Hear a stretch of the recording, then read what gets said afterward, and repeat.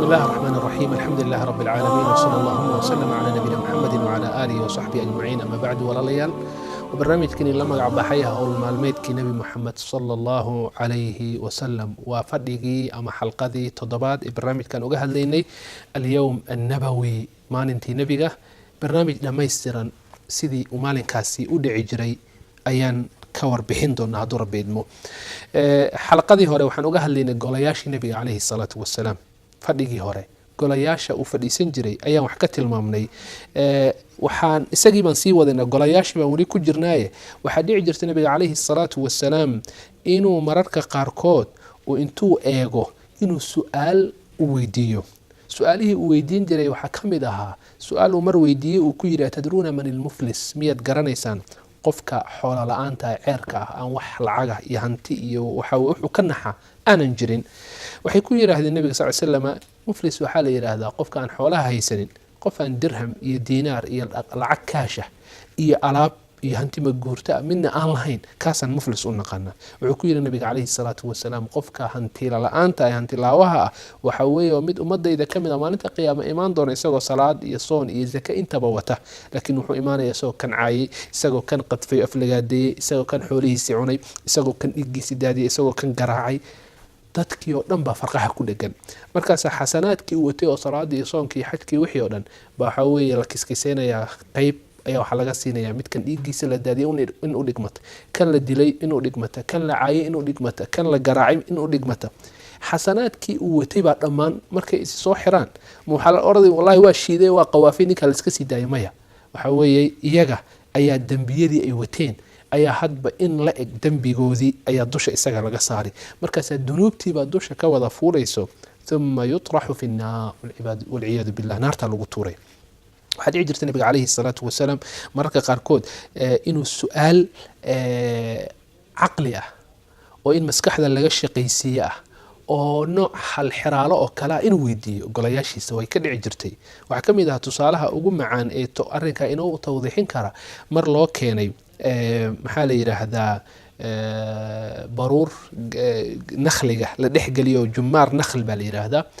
ayaa loo keenay markaas wuxuu yiri nabiga sallallahu alayhi wasallam akhbiruni bi shajaratin tushbihu ar-rajul al-muslim geed qofka muslimka u eg ii sheega oo waraaqaheedii caleenteedu aysan daadan isla markaa miraheedu waxa weeye waqti walba la helayo tu'ti ukulaha kull hiin markaas dadkii iyo saxaabadii waxay bilaabeen inay ku yaacaan geedihii baadiyaha geedihii duurka la aaday mid buu soo tuuraa markaas nabigu wuxuu yiri maya iyada ma hadana mid kale soo tuuran iyadii ma mid kale soo tuuran Abdullah ibn Umar ibn al-Khattab radiyallahu anhu oo wiil aad u dhalinyar ah baa meeshii goobta wax ka fadhiyay waliba goobtaasi dadkii markaa fadhiyay wuxuu tilmaamay wa 10 toban ruux oo meesha fadhiday baan 10 ku ah yani 9 ruux baan tobaneynay oo qofkii tobanaad ku ahaa 10 ruux oo meeshii la fadhiday anaana ugu daayaraabu yiri dadkii waxa qalbigayga ku soo dhacday inuu geed timireedka u yahay geedka timirta inuu yahay laakiin dadkii baan fiiriyo masa Abu Bakar iyo Umar iyo kibaaru saxaaba baa fadhiya waan xishooday buu yiri waana sida dhaqanka wanaagsan qofku inuu majaalista qaarkood uu ka xishoodo dadka waaweyn uu hadalku marar badan uu waxa way u hambeeyo u daayo iyaga mudnaanta iyo horumarinta uu siiyo kadib markaan xishooday oo arrinka nabiga ka jawaabay sallallahu alayhi wasallam wuxuu yiri waa geedka timirta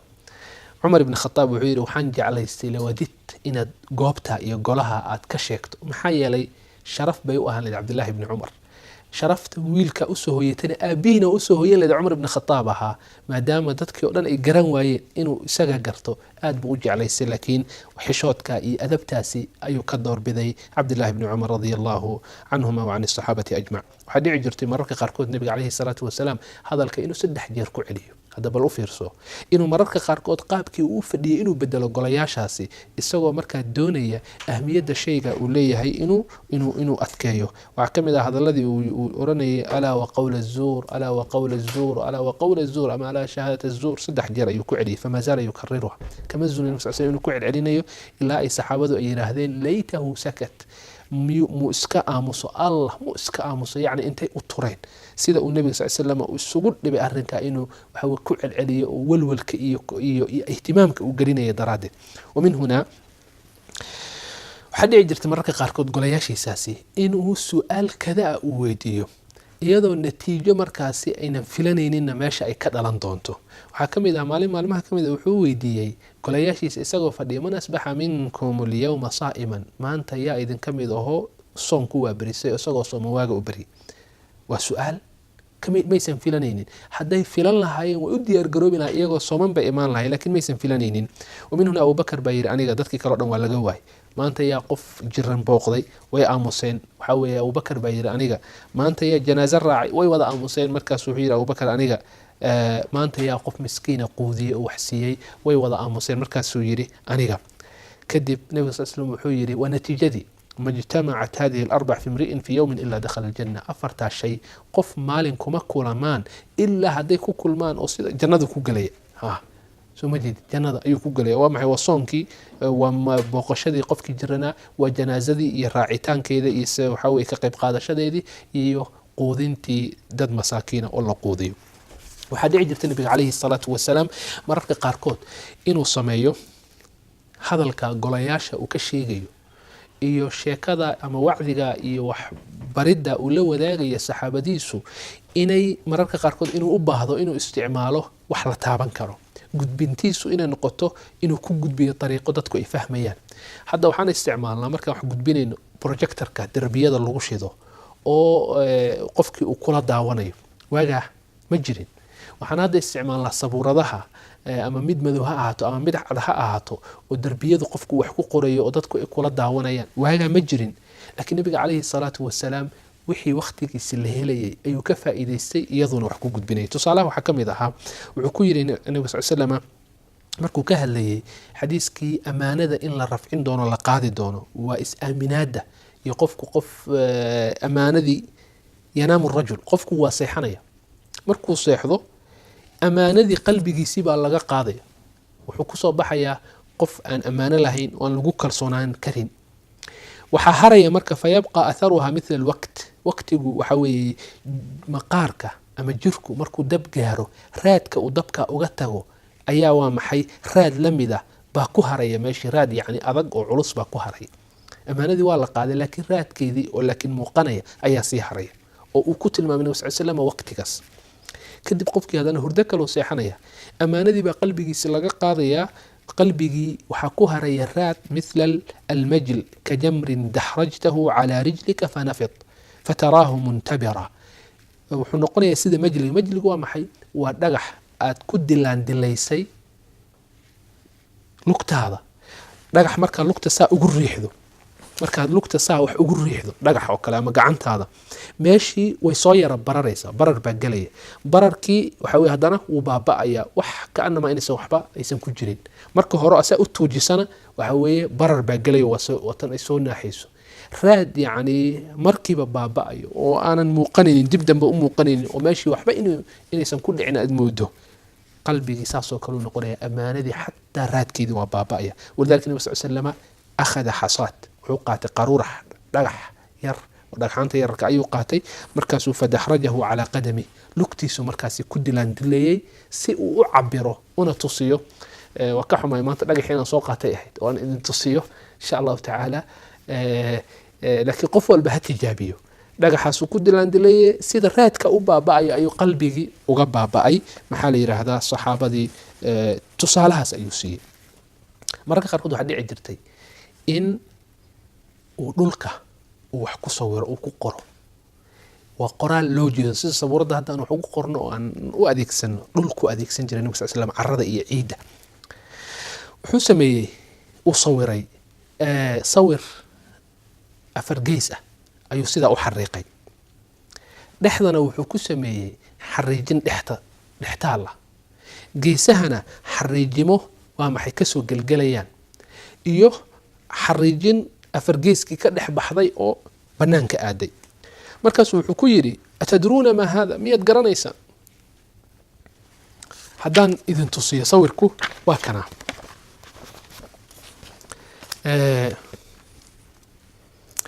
waa afar geeskaas wey. nabiga sal slama dhulka ayuu sidaa afar geeskaasi ugu jiiday. bacdamaa uu afar geeska uu ku sameeyey xariijinna dhexda ayuu ku sameeyey. geesahana xariijimo kale ayuu ka dhexsa sameeyey. tuna way gudubtay waxay ka dhex baxday afargeeskii markaasuu weydiiyey wuxuu ku yidhi miyaad garanaysaa mayay yidhaahdeen nabiga sal slama wuxuu ku yidhi insaankii waa khadkan dhexda ku jiro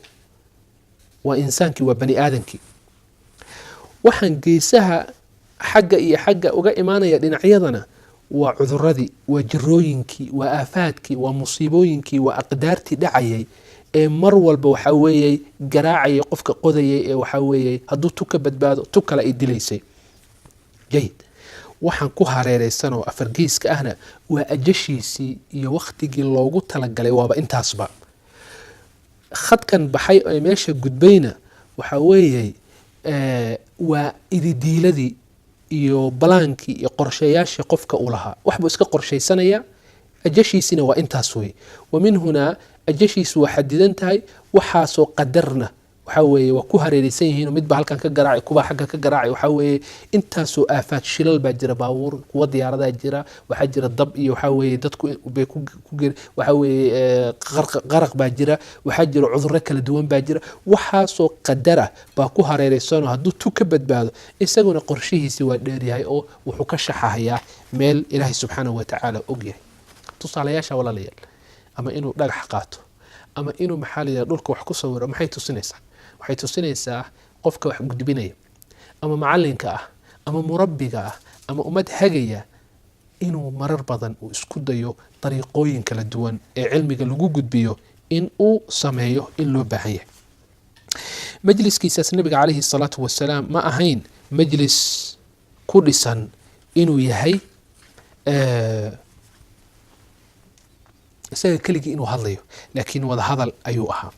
waxaa dhici jirtay saxaabadu marar badan inay mulaaxadeeyaan ama ay arkaan oo indheeyaan nebiga calayhi salaatu wasalaam golayaasha uu fadhiyo in afkiisa iyo carabkiisu istikfaarta iyo dembi dhalafka iyo ilaahay subxaana watacaala oo loo tasbiixsado la nasaho inuusan carabkiisa ka daalinin oo waxay tilmaameen hal gole ama hal fadhi uu meel fadhiyo baa mararka qaarkood waxaa dhici jirtay inay tiriyaan 100 jeer isagoo odhanaya rabbi kfir lii watub calaya inaka anta atawaabu alghafuur rabbiyow ii dembi dhaaf igana towbad aqbal maxaa yeelay adigu waxaa tahay mid towbad aqbala ah dembiyadana dhaafa waa hal gole iyo hal fadhi 100 jeer inay ka tiriyaan afkiisa isagoo kalimaadka ay ka soo baxayaan ومن هنا isagoo dambigiisa hore kii horeba la dhaafay hadduu sidaas samayn jira 100 jeer iyo ama 70 jeer riwaayad ku kala duwanayay maxaad u malaynaysaa inagu golayaasha aan fadhino maxaan u baahanahay waxa dhici jirtay golayaasha uu fadhiyay nabiga calayhi salaatu wasalaam in loo keeno ciyaalka magaalada Madiina ciyaalkeedii baa loo keeni jiray muxuu samayn jiray ilmuhu markuu dhasho waa loo keeni jiray dhabtiisu ku fadhiisin jiray mararka qaar waxa dhici jirtay in xataa ay maradiisi ka najaseeyaan oo dhabtii ay uga kaadshaan wuxuu samayn jiray nabiga calayhi salaatu wasalaam taxniiga waxa loo yaqaan timir afka intuu galiyo u yara calaalajiyo dhacaankiisi iyadoo leh ayaa halkaa dhabxanaga loogu tiri jiray si ilmahaasi uu waxa weeye tafaa'ul wanaagsan uu noqdo ilmo macaan walidaalika barakadii nabiga calayhi salaatu wasalaam bay la doonan jireen ومن هنا dad badan culimada qaarkood fuqahada qaarkood way leeyihiin ilmuhu markuu dhasho waxa fiican qof khayr lagu tuhmayo inuu taxniiga u sameeyo ama malab afka ugu tiro ama timirtaasi la calaji carabka ugu tire in taxniiga loo sameeyo inay fiican tahay saxaabadu marka barakada nabiga calayhi salaatu wasalaam bay la doonan jireen waxa kamid ah ilmihii loo keeni jiray المنذر waxaa dhalay saxaabi la oran jiray Aba Usayd مالك بن ربيعة الساعدي رضي الله عنه وأرضاه ilmihii nabiga u keenay nabiga sallallahu alayhi wasallam dhabtii ku fadhiisay uu mashquulay nabiga markaas mashquul baa qabtay marka kadib Aba Usayd wuxuu amray ilmihii yara in la qaado oo dib gurigii loogu celiyo markaas la celiyay nabiga markii hawshii uu ka faaruqay wuxuu ku yiri aaw ilmihii yara waxay yiraahdeen dib baan u celinay gurigan ku celinay wuxuu ku yiri nabiga sallallahu alayhi wasallam maxaad u bixisay magac buu u sheegay marka magacaasaan u magacaabay wuxuu ku yiri la maya samihi almunzir mundir u bixi markaas mundir loo bixiyay waxa dhici jirtay golayaasha uu fadhiyay nabiga sallallahu alayhi wasallam in loo keeno miraha ka soo go'ay beeraha timirta iyo waxa la midka ah faakihada ilaa timirtu waxay ahayd faakihada ay ku faakeysan jireen reer Madiina quudkoodii qadadoodana way ahaan jirtay markaasa markay arkaan geedihii inuu miro dhalay miraha ugu horeeyo soo baxo way ku farxi jireen ilaan beeralaydu waa ku farxan markii beertu ay miro dhasho miraha u horeeya nabiga loo keeni jiray calayhi salaatu wasalaam wuu qaadi jiray markaasuu u ducayn jiray oo dhihi jiray allahuma baarik lana fi thimaarina ilaahu noo barakay miraheen وبارك لنا في مدينتنا إله مقالدنا نوبرك وبارك لنا في ساعنا هالبيجنا ساعة ومركا لجو مضلي سنجر لجو بيجي جري إله نوبرك وبارك لنا في مدنا مدكننا نوبرك إذا وهالبيك لو مركا لجو بيجي جري بركة مع بركة بركة لجو دري إله نوبرك وحو أورنجري صلى الله عليه وسلم اللهم إن إبراهيم عبدك وخليلك ونبيك إله نبي الله إبراهيم وأدون كاجي وصاحب كاجي خليل كاجي أدوديجا كدقتي والنبي كاجي أنا قلنا وحنا هاي أدون كاجي نبي كاجا إله نبي إبراهيم مكة يدعي أنا قلنا مقالة مدينة أدعين إله مقالة وحاد يشاء وحي مكة لا نحدق وخير نحدق وليبا ومثله معه يضو كلا أديري أنا أقدر ومن هنا ودريمس مقالة مدينة إنay ka baraka badan tahay meelo badan xataa Makka markii aad cunada iyo raashinka iyo masruufka iyo lacagaha iyo iibka iyo wax oo dhan iyo dadka dhinac kasta way ka baraka badan tahay kadib Xuseen jirin sallallahu qofka ugu daada yar ee marka majliska fadhiyo ayay mirihi loo keenay ayuu siin jiray وهكذا مجلسكيس wuxuu ahaa majlis kaftanku mararka qaarkood la tuuro xadiiskii ku saabsanaa in ahlul jannada kamid ay rabbigiis wuxuu weydiistay beer zarci iyo ayuu weydiistay iyo waxaan dhulka ka soo go'a markaas waxa weeyay markii laga sheekeeyay ayaa nin reer mi oo golaha fadhiya ayaa wuxuu yiri ya rasuulallahi wallahi la tajiduhu illa qurashiyan wa ansariyan ninkaasi إلهي ويديس سواء جنة كجرو أنتوا وحكي لو ويديستي زرعي دولك وحي دلقي كسو جوأي ننكاسي أم قريش بوا أما أنصاري خزرجي أوس بوها أما نحن إننا جميع فلسنا بأصحاب زرع غير بيرود منا منهن دتك مرك مجلس كفديو هرم البار وذا قصري كدبنا النبي عليه الصلاة والسلام السنة قصري صلوات ربي وسلامه عليه وهكذا مرك ولا ليال مجلس كيسو مجلس عين كاسة أيوها مجلس سيدا علمية loo sharxo sida kaftanka uu dhextaal u yahay sida loo isticmaalayo waxyaalaha gudbinta saacidaya ee leh maxaa la yiraahdaa wixii zamanka la helay haday ciida tahay iyo haday tahay dhagxaan wax lagu miisaaliyo haday tahay jismiga iyo jirka bini'aadanka xibniisa in la isticmaalo waxa soo dhan ayuu adeegsan jiray ومن هنا inaguna hayno noqoto dayasho wanaagsan hada wallahu a'lam wa sallallahu wa sallama ala nabiyina muhammadin wa ala alihi wa sahbihi ajma'in mararka qaarkood waxa dhici jirtay bal marar badan majlis kama kaco markuu gabagabeeyay ilaa saxaabadiisu u ducin jiray ولذلك meelaha ay sunnada tahay weeye ama ay soo aroortay si jamaaci ah in loogu ducin karo dadka sida golayaasha iyo shirarku markuu dhamaayo sheekh noo ducee wad maqlaysaa nacam waa ka soo aroortay nabi sallallahu alayhi ducayn jiray ducooyinku ku duceyshin jiray waxa kamid allahumma qsim lana min khashyatik la cabsida waxa weeye waxaad noo qayb noo siisaa macsiyada waxaan uga badbaadin cabsidaada rabbiyow qayb naga si aan uga badbaadno maxaa la yiraahdaa macsiyadaada uga badbaadno taacadaadana wax aan jannadaada ku gaarno ilaahuna waafaji oo nasiib yaqiintana ilaahu waxay adduunyada masaa'ibteeda wax noo fududeeyo oo yaqiina ilaahu nagu arsaaq ilaahayow waa maxay dhagaheena iyo maqalkeena noo barakeeyo noo daa araggeena noo daa ilaahayow awooddeena iyo xooggeena intaan noolna ilaahu noo daa